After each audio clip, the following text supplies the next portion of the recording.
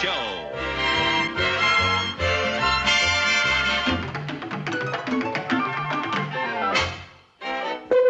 Starring Lucille Ball. Co-starring Gail Gordon.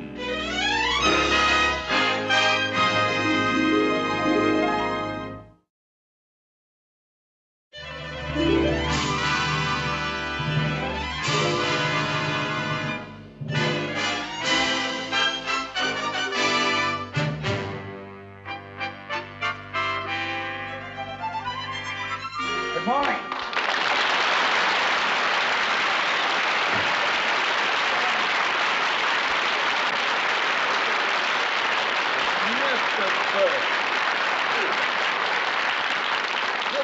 Sit down, Mr. Burns. Now then, what can I do for you? I stopped by to pick up my dividend statement. Ah, yes. Well, my secretary has your file. She'll be right back. Fine. Do you smoke cigars, Mr. Mooney? Yes, I do, yes. May I have one?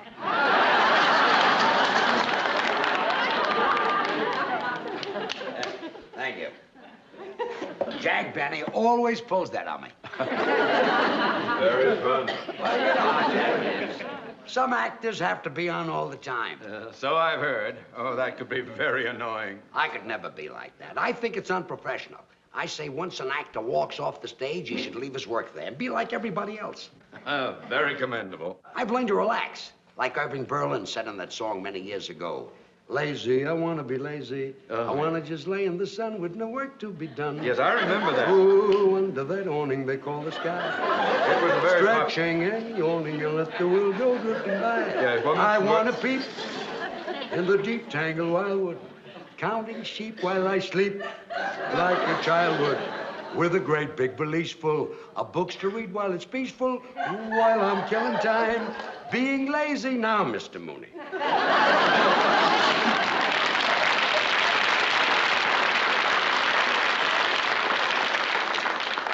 Maybe I can find your file, Mr. Burns. It should be here under the B's. All right, Martin, Miller, Munson, Murph. Under the B's? Maybe we'd better wait for my secretary. I hope you don't mind waiting. Think nothing of it. Now that I'm not doing an act anymore, all I've got is time on my hands, you and me, nothing but love in view. And if I fall, once and for all, I'll see my dreams come true. Moments to spare for someone you care for. Excuse me, Mr. Burns. Yes. Oh, I was here, ma'am. What? Oh, yeah. But we could. Time on my hands, you and my... Mr. Mooney, don't be embarrassed. Nobody ever lets me finish a song. Would you care for another cigar? Oh, no. Go right on with your work. I'll just sit here and look at the stock report. Oh, yes. I envy you, Mr. Burns. How's that? Well, being able to retire in the prime of your life, just sit back and to collect dividends. Well, that might be true about some people, but not about me. Huh? It kills me not to be doing an act. Well, why did you stop working? Well, I've always liked to work with women. I had a great act going with Carol Channing, and then she left me. She went into Hello, Dolly, and then I did an act with Dorothy Provine, and she went into television, and Connie Stevens went into pictures. Well, why don't you find some other girl to work with you? Mr. Mooney, comedians are not that easy to find. Gotta find a girl with a kind of a pixie personality, eccentric, way out, a real kook. A girl like that is very, very hard to find. Here are the contracts, Mr. Mooney. Well, it's about time you got here. I've been trying to find Mr. Burns' file. Oh, George Burns. How do you do? Oh, you've been a favorite of mine for years. Oh, thank you. Oh, I used to watch you all the time on radio. You watched me on radio? I mean, I used to listen to you on television. You listened to me on television? Yeah, that was the year my picture tube went out. You should have gone back to watching me on radio. Oh, you say the funniest thing. Mrs. Carmichael! Yes, sir. I've been trying to find Mr. Burns' file. It is not under the B's. Oh, I must have put it under the X's. Why would you put the B file under the X's? Well, that poor little file never has anything in it. What here? Well, where is it? Well, no, I don't know. Wait a minute. Oh, I bet I know what I did. You see, Mr. Burns, I always have trouble remembering names, so I took a course in word association. Now, Burns reminds me of fire. So you filed it under the F's? No, fire reminds me of stove. So you put my file under the S's. No, stove reminds me of pot roast. It's your turn. You filed it under the P's? No, pot roast reminds me of noodles. Mrs. Carmichael, you're making me angry. It's making me hungry. And noodles reminds me of my mother. It's your turn. Noodles remind you of your mother? Yeah, she made the best noodles, and I'll bet that's where I put your file. Under noodles. No, under gravy. Mrs. Carmichael, I don't know what I'm going to do with you. I know what I'm going to do with her. Start a whole new career. Mrs. Carmichael. Yes, sir. Have you ever thought about going on the stage? Oh, my life. How would you like to do an act with me? Oh, Mr. Burns, you can't be serious. I know it. That's why I want to get back on the stage. Oh. What do you say? Oh, well, that's very nice of you, Mr. Burns, but I couldn't do that. I couldn't quit my job here. Why not? Because it wouldn't be fair to you, Mr. Mooney. You need me. Good help is hard to find. Well, I'd be delighted to start looking. Now, Mrs. Carmichael, this is a great opportunity for you to make a lot of money. Yes, I know it does sound like a wonderful opportunity. Yes. But... Oh, and you know, today, my horoscope said that my whole future was going to take a turn for the better. So did mine. How much would I make? Well, it's unprofessional for an artist to discuss money. Oh. That's usually handled by your agent or someone who handles your financial matters. Oh, well, Mr. Mooney usually handles all my financial things. Yes, and I'd be delighted to represent you in this matter. Would you? Yes, indeed. For the customary 20%. 10% is customary. Oh, 10. Oh, yeah. Well, you see, I'm new to show business. You two talk it over, and when you decide on what you want, you can get together with my agent. Fine. Here's my address. Be at my apartment tonight, and we can start rehearsing. Your apartment? Nice and quiet there, and nobody will bother us. Well, I hardly know you, Mr. Burns, and going to your apartment, you in show business and all. Mrs. Carmichael, you don't have to worry about a man like Mr. Burns. She does, too. I didn't mean that you aren't a gentleman, Mr. Burns. I just meant that...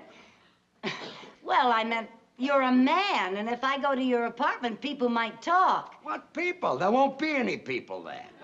And when I talk, nobody believes it anymore. See you tonight. Okay, Goodbye, Mr. Mrs. Burns. Carmichael. Oh, thank you very Goodbye, much. Mr. Mooney.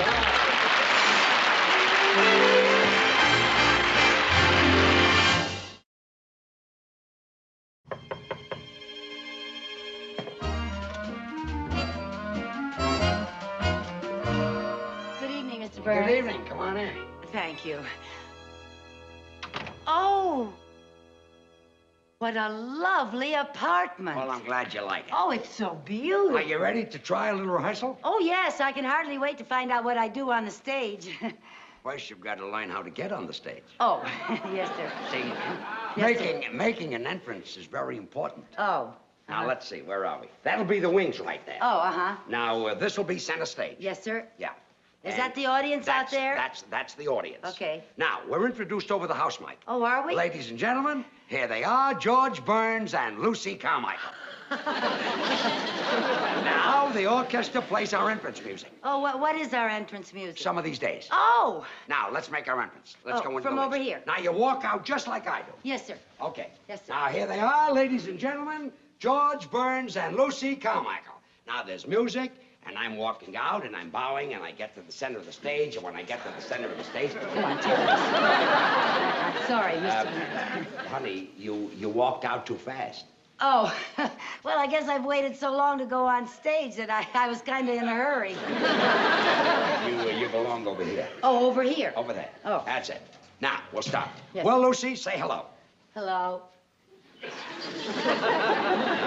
Not to me, to the audience. Oh. Hello. Don't look down at the audience. The people in the back can't see you. Oh.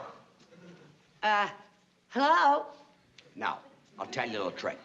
Especially when you're new and you might be self-conscious. You look out at the audience, but you don't see them. You sort of look past them. Oh. Well, now. Well, Lucy, say hello. Hello. That was very good. Oh, thank you. Do that again. Hello. What's that? What is that business? Oh, a little curtsy. Yeah, well, I saw Ginger Rogers do that on the Late Late Show last night. Yeah, I saw her on the show. She's my favorite, my very favorite. Look, she's very good. Yeah, Fred Astaire was in the picture too. It was a wonderful picture. You know, at the beginning of it, Fred was an ambitious young dancer playing in a show in Muncie, Indiana. Muncie. You ever been to Muncie? I was closed there. Oh. Well, Ginger Rogers is one of the chorus girls in the picture, and Fred's up there dancing away, you know, and Ginger's in back of him kicking with the girls, you know, and she accidentally kicks Fred. And the people laugh, and Fred is very embarrassed, you know. And then the girls go off stage, and Ginger starts for her dressing room, and Fred comes off stage, grabs her, and starts bawling her out. And that poor little thing is on the verge of tears. She's hurt? Not her, him. Oh, him. It hurt where she kicked him. Oh. And he tells her she's nothing but a clumsy clown with 2 left feet. And he calls her a no-talent nitwit. And then she calls him a swell-headed nincompoop. Yeah, and that's when they realize that they really love each other. It always happens. So later that night, he goes over to her apartment to apologize for bawling her out, you know. And he knocks on the door. He knocks on the door. If that's Fred Astaire, I'm giving up cigars. Come in. Oh, good evening, Mr. Burnley. Nice to see you. Hope you don't mind my dropping by. Now, I suppose you came by to transact a deal. Yes, I did, and to see how my client is getting along. Well, we've been rehearsing a little bit. Yeah, Mr. Burns is teaching me how to say hello. Ah. Hello. Oh, my, that's very good. She'll be worth a lot of money, this girl. Well, I don't discuss money. You'll have to talk to my agent. Hello. Yeah, no more. Hello? Save it until after we've made a deal. Oh. By the way, Mr. Mooney, Yeah? I hope you don't think I'm taking advantage of you. How's that? Well, show business is new to you, and you'll be dealing with a man who's had a lot of experience in theatrical deals. Well, what's the difference? Money is money, and after all, a man with my vast banking and financial experience, it may be that your agent will be the one who is at a disadvantage. Oh, no. My agent is very good at money matters. Oh? Excuse me. Yeah. Hello? Mr. Burns, your agent's calling. Good. Put him on. Hello, George. This is Jack.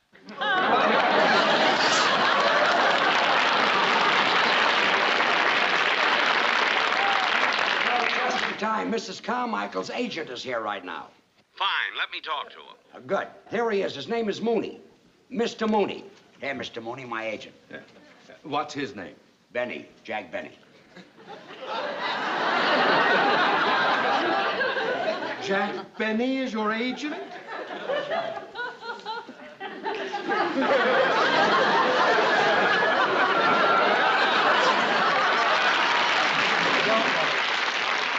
We'll be fair to you.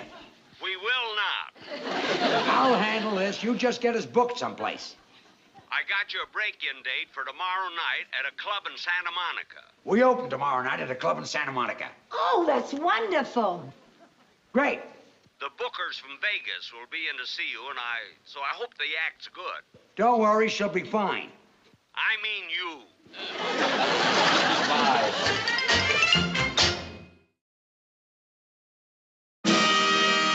And now, ladies and gentlemen, George Burns and Lucy Carmichael.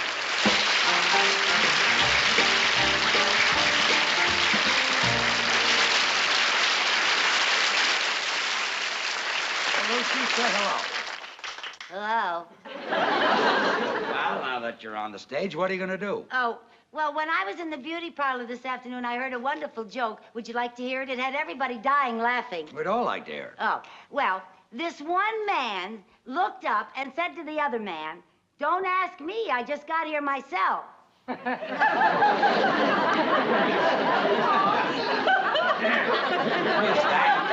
Is that the joke? Well, there was some stuff ahead of it that I didn't hear. That's the line that they were dying laughing at.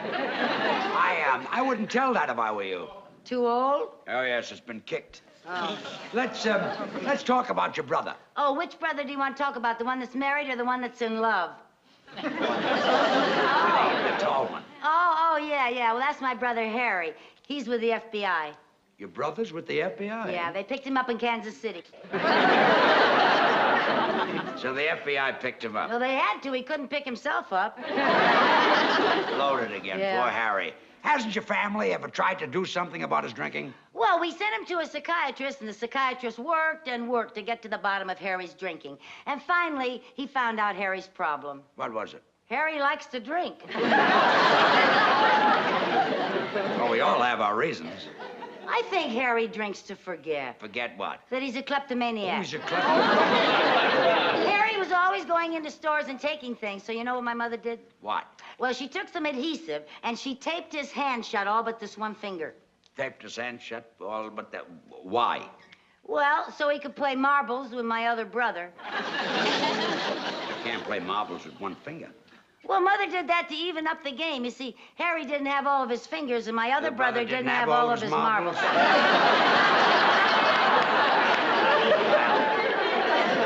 That made the game even. Yes, it did. But when your mother taped up Harry's hand so that he only had one finger, did this stop his shoplifting? Well, it helped. All he could steal were donuts. Harry liked donuts. That's right. It was a donut that broke Harry's back. Donut broke his back? Yeah. You see, he had a donut in his right-hand pocket, and he tried to get it out with his left hand. And broke his back? Yeah. Well, the next time he's got a donut in his right-hand pocket, tell him to try to take it out with his right hand. Mm-hmm. Well, that's kind of hard when you got your pants on backwards. He had his pants on backwards? Yeah. You see, Harry had a suit with two pair of pants, and he put one pair on frontwards and one pair on backwards. So that he could walk either way. That's when the truck hit him. What truck? The truck that didn't have its lights on. Well, why didn't the man in the truck have his lights on? Well, he didn't have to. It was daytime. Well, if it was daytime, didn't the man in the truck see your brother coming? He didn't know it was my brother. Oh, he saw two pair of pants coming toward him, and he drove right between them. Well, that's our music cue. In my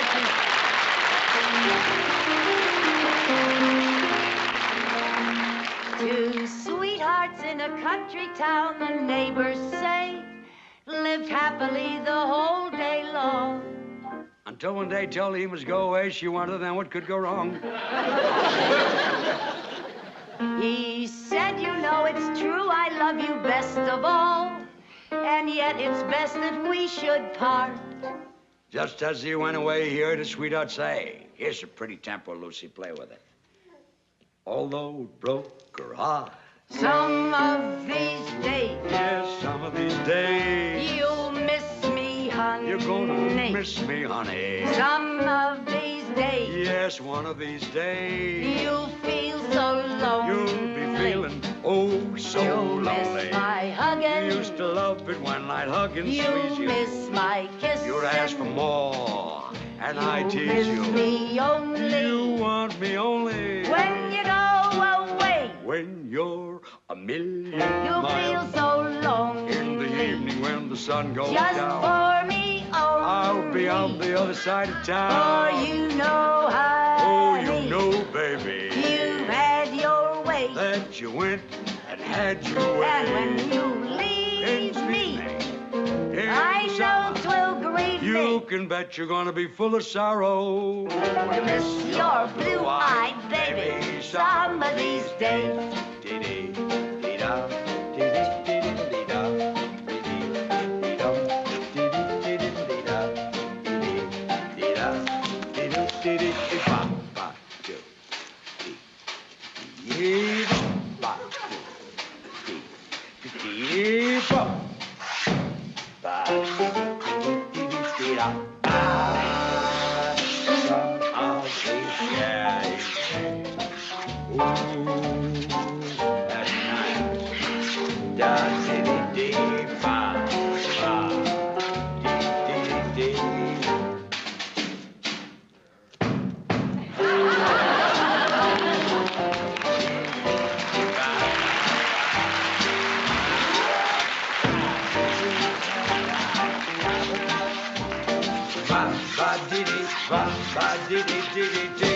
Lonely, just for me only. 'Cause you know, honey, that you had your way. That you've had your way. And when you say goodbye, wipe that tear from your eye. You're gonna miss your baby. You're gonna miss your red-haired mama. You're gonna miss your blue-eyed baby. Somebody's miss your blue-eyed baby. Somebody's.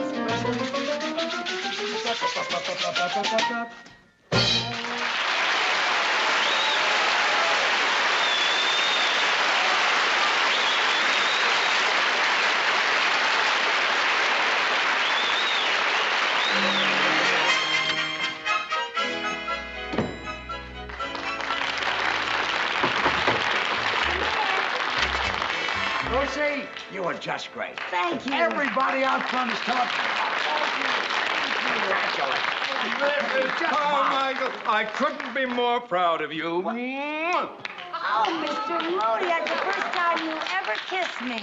Well, banking and show business are different. You know, this girl is sensational, and the men from Las Vegas have offered $10,000 for the act. $10,000? They'll go as high as 15 if you won't sing. We'll take the 10. Did you hear that, Lucy? We're going to Vegas. Oh, that's just wonderful. You know, this is like what happened to Ginger Rogers in that picture last night.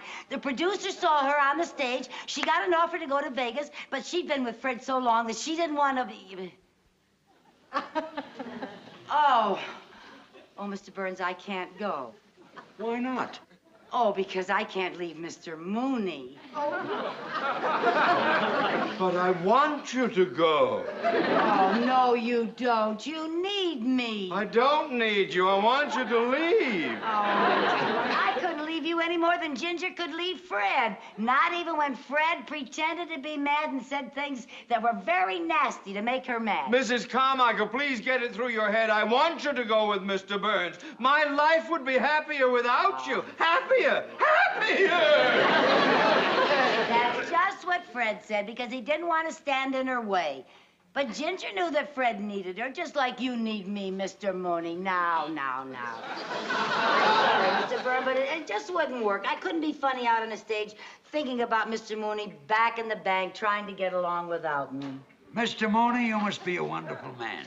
How do you inspire such loyalty? I don't know what I've done to deserve this. Well, I hope you're not mad at me, Mr. Burns. What for? This is the story of my life.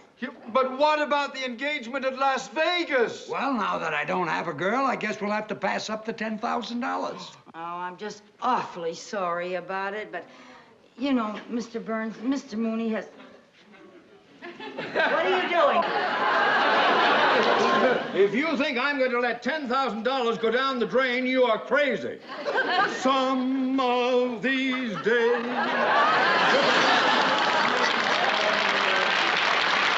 One of these days... They're going to be so